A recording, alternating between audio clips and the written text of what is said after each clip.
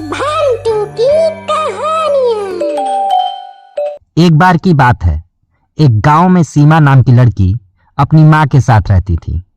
घर की गरीबी के कारण सीमा की माँ दूसरे के घरों में काम करके अपना और अपनी बेटी का पालन करती थी। सीमा पढ़ने में अच्छी थी और टीचर बनने की तैयारी कर रही थी। बेटी सीमा, अभी और कितने दिन लगेंगे तुझे मास्टरनी बनने में? इन थोड़े पैसों में गुजारा करना अब बड़ा मुश्किल हो रहा है। माँ, बस ये मेरा अंतिम वर्ष है, उसके बाद मैं टीचर बनने योग्य हो जाऊंगी। समय ऐसे ही बीतता चला गया और तभी सीमा की पास के ही दूसरे गांव में टीचर की नौकरी लग जाती है। माँ, मैं टीचर बन गई। पास के ही एक गांव में मुझे नौकरी मिल गई है। अब तुम्हें दूसरे के घरों में काम करने की जरूरत नहीं।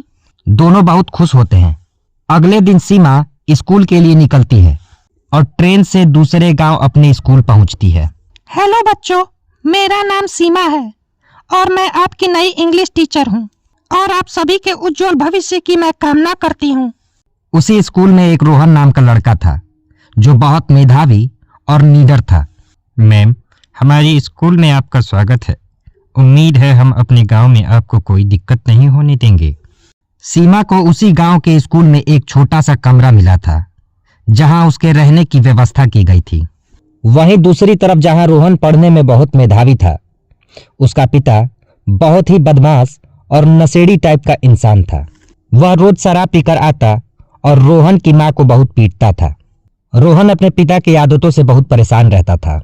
एक दिन रोहन का पिता हरिया शराब पीकर अपने घर की तरफ जा रहा होता है कि तभी रास्ते में उसे डरावनी डरावनी आवाजें सुनाई देने लगती हैं। अबे कौन है बे जो गधे की तरह चिल्ला रहा है? तुम्हें क्या लगता है मैं ऐसी आवाजों से डर जाऊंगा? हरिया नाम है मेरा, मैं डरेगा नहीं साला। तभी सफेद साड़ी पहने हुए एक चुड़ैल उसके सामने आ जाती है। ये देखकर हरिया डर जाता है और अपने घुटनों पर बैठ जाता है। क्या रे हरिया, तू तो झुक गया और अपने घुटनों पर भी आ गया। तुम जैसे नशेड़ियों की यही आदत है, सिर्फ शराब पीना और दूसरों को परेशान करना। अरे चुड़ैल जी, ऐसा कुछ नहीं है। मैं तो बहुत शरीफ नशेड़ी हूँ। लगता है आपको कोई गलत फहमी हो गई है। मुझे सब पता है तेरे बारे में कि तू कितना शरीफ है। रोज रात को शराब पीता है और अपनी पत्नी को पीटता है। तू तो गया बेटे। इतना बोलकर चुड़ैल उसे मार देती है और गांव के पास वाले पेड़ पर उसे लटकाकर उस पेड़ पर लिख देती है, अगर कोई भी व्यक्ति मुझे नशे की हालत में और बदमाशी करते हुए मिला तो मैं उसे मार डालूंगी। गांव के बुरे लोगों में अब बहुत दहशत हो जाती है और सभी अपने बुरे काम छोड़ देते हैं। एक दिन राजेश जब अपने फलों की टोकरी लेकर बाजार की तरफ जाता है तो टीलू उससे कहता है, अरे यार राजेश, ये शराफत भरी जिंदगी तो बहुत बोरिंग है रे। चल आज थोड़ा गला गीला करके आते हैं। अरे नहीं टीलू भाई, मुझे पेड़ पर नहीं लटकना। पता नहीं ये कौन कर रहा है, लेकिन मुझे बहुत डर लगता है। तुझे जाना है तो जा, मैं कहीं नहीं जाने वाला। टीलू बिना किसी बात की परवाह किए वहां से चला जाता है।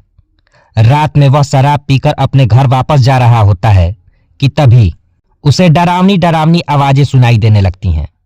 आवाज सुनकर टीलू डर जाता है। अरे बाप रे बाप, ये कैसी आवाज है?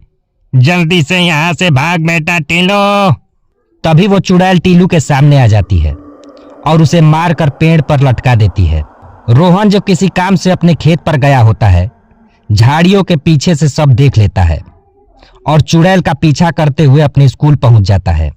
अरे ये चुड़ैल तो सीमा मैडम के कमरे की तरफ जा रही है। कहीं वो मैडम को भी ना मार दे। मुझे कुछ करना होगा। ये कहकर रोहन सीमा के कमरे की तरफ भागता है और खिड़की से देखने लगता है। तभी वह चुड़ैल सीमा के कमरे में आती है और सीमा का रूप बना लेती है। दुष्ट लोगों को कितना भी समझा लो, वो नहीं मानने वाले। अब तो मैं किसी भी बदमाश को नहीं छोड़ने वाली।